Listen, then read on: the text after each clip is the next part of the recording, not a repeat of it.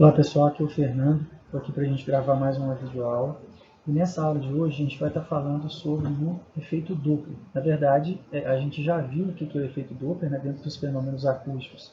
Eu apresentei para vocês que o efeito Doppler é aquela variação que ocorre na frequência do som percebida por um observador quando há um movimento relativo entre ele e a fonte. Então a gente já viu o que é, só que agora a gente faz aí um estudo matemático, né? Como calcular essa frequência nova que o observador vai estar percebendo. A gente tem uma forma, um trabalho matemático a ser feito e é isso que a gente vai ver nessa aula de hoje. Tá? Então no nosso material aí, a partir da página 50, a gente encontra esse estudo, essa análise feita aí. Todo mundo com o material aberto, vamos lá então dar sequência aí. Bom, primeiramente, o que é o efeito Doppler? A gente já viu, né, que é a variação na frequência do som percebido por um observador quando há movimento relativo entre ele e a fonte que emite esse som. Eu coloquei aqui uma ilustração, um carro, uma ambulância com a sirene ligada, está emitindo um som, essa ambulância em movimento, e considerando aqui que esse observador estivesse parado, ele vai receber um som de frequência maior do que a frequência que a ambulância está realmente emitindo. E nós vimos que quando há movimento de aproximação entre fonte e observador, a frequência aumenta, e quando há movimento de afastamento entre fonte e observador, a frequência diminui. Então aqui, se a gente considera que o observador está parado e a fonte se aproximando dele, vai acontecer o efeito Doppler, vai acontecer essa alteração na frequência, e o som que essa pessoa vai ouvir é um som mais agudo. Então, o efeito Doppler é essa alteração que acontece na frequência. Ela pode acontecer em 4 situações distintas.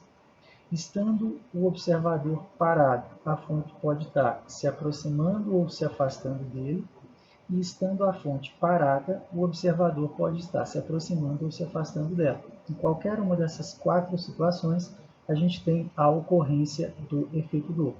E é justamente em cima delas que a gente vai falar aqui agora. Bom, como que a gente vai calcular a frequência aparente, ou seja, a frequência que o observador percebe, né, quando há esse movimento relativo entre fonte e observador? Então a gente vai chamar essa frequência de frequência aparente, que nós vamos estar representando pela letra, nós vamos estar representando por FAP. Essa é a frequência percebida pelo observador com as devidas variações que a gente vai ver aqui agora. A frequência real do som emitido pela fonte a gente vai chamar simplesmente de F. A velocidade da fonte, né, quem está emitindo o som, vai ser o nosso VF. O observador, a velocidade com a qual ele se move, a gente vai estar representando por VO. E a velocidade do som no meio, no caso A, a gente vai estar chamando de VS. Então essas são as variáveis que vão estar envolvidas na fórmula da frequência aparente. Tá? É o FAP, que é o que nós vamos descobrir, a frequência real do som que está sendo emitido, que é F, VF é a velocidade da fonte, VO a velocidade do observador, e VS a velocidade do som no ar. A fórmula que a gente tem é essa daqui. É uma fórmula um tanto parece assustadora, mas a gente vai ver que não é não. Tá? Então a frequência aparente, aquela frequência que o observador vai estar recebendo, que vai ser maior ou menor, dependendo se há aproximação ou afastamento, ela é igual à frequência real, multiplicando esse termo aqui que está aqui entre parênteses. A velocidade do som, no B, no ar, mais ou menos a velocidade do observador, sobre a velocidade do som, mais ou menos a velocidade da fonte. Bom, aí vocês podem estar se perguntando, professor, mas como que a gente vai saber quando que é mais e quando que é menos? Tanto aqui quanto aqui. Se vocês consultarem aí o material, né, que trata desse tema a partir da página 50, o livro traz aí um monte de situações diferentes, analisando uma a uma, caso a caso. Né? Então, eu acho isso aí muito mais confuso. Tem uma forma bem mais simples para a gente analisar isso, e é essa forma mais simples que eu vou apresentar para vocês aqui agora. Que é o seguinte, a gente faz uma convenção de sinais. Então eu coloquei aqui, olha, os sinais de mais ou menos que aparecem, ou que precedem a velocidade do som e a velocidade do observador, eles são utilizados de acordo com uma convenção. Qual que é essa convenção? É o seguinte, a gente vai construir uma trajetória orientada com um sentido positivo. essa trajetória, ela sempre vai estar orientada, o sentido positivo dela sempre vai estar orientado com o observador se aproximando da fonte. Então esse vai ser o nosso sentido positivo da nossa trajetória, quando o observador se aproxima da fonte emissora do som. Então a gente tem as seguintes possibilidades, olha só. Se o observador, coloquei de observador, mas na nossa forma a gente vai estar chamando só de VO. Então, se o observador se aproxima da fonte, ou seja, se ele está se deslocando nesse sentido, ele está no sentido positivo da trajetória. Então, a velocidade dele é positiva. Se o observador se afasta da fonte, ou seja, ele vai se mover para a esquerda, nesse nosso exemplo aqui, ele está se movendo contra aquele sentido que a gente usou como positivo. Então, a velocidade dele é negativa. Tá? A mesma coisa a gente vai fazer para a fonte. Olha. Quando a fonte se afasta do observador, a fonte está aqui, então se ela vai se afastar do observador, ela vai se mover no sentido positivo da nossa trajetória. Então, se ela está se afastando, a velocidade dela é positiva. Quando ela se move se aproximando do observador, ela está se movendo contrário àquele sentido que a gente adotou como positivo. Então, a velocidade da fonte é negativa. E aí, se o observador está parado, a velocidade dele é zero. Se a fonte está parada, a velocidade dela é zero. Tá? Então, quando há esse deslocamento do observador e da fonte, a gente vai usar essa convençãozinha de sinais aqui. Nós vamos usar como sentido positivo sempre o sentido do observador em direção à fonte.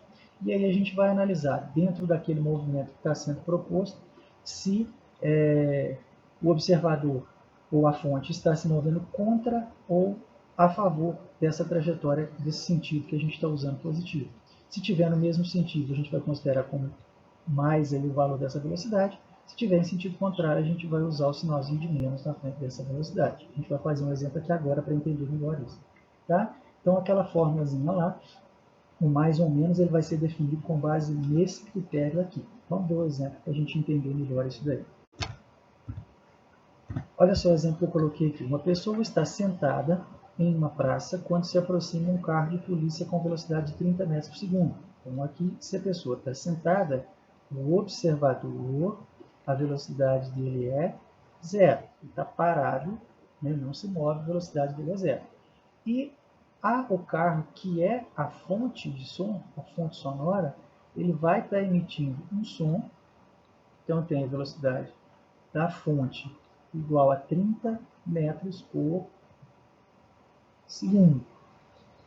Continuando. A sirene do carro está ligada e emite um som com frequência de 800 Hz. Essa é a frequência real do som. É o nosso F. Tá? Da formulazinha lá. Sabendo que a velocidade do som no ar é de 330 metros por segundo, então aqui tem o VS, calcule a frequência aparente percebida pelo observador. Ele quer a frequência aparente. Então, o que a gente tem? A gente tem a velocidade do observador, que é zero, porque ele está parado, ele está sentado. A gente tem a velocidade da fonte, que é 30 metros por segundo, que é o carro de polícia que está com a sirene ligado. A gente tem a frequência real do som e nós temos a velocidade do som no ar.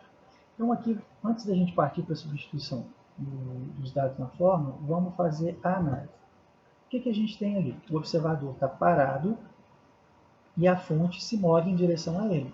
Então, aqui, esse observador está fixo aqui nesse ponto e a fonte se move se aproximando desse observador. Então, a fonte está se movendo nesse sentido. Se ela se move nesse sentido, ela está contrária àquele sentido que nós usamos como positivo. Então, a velocidade da fonte, na hora que a gente for substituir lá na fórmula, nós vamos usar para ela o sinal de menos, porque ela está se deslocando em sentido oposto àquele que a gente usou como positivo. Então, agora vamos jogar os dados na fórmula para a gente ver. Olha só, a fórmula que a gente tem para calcular a frequência aparente é essa daqui.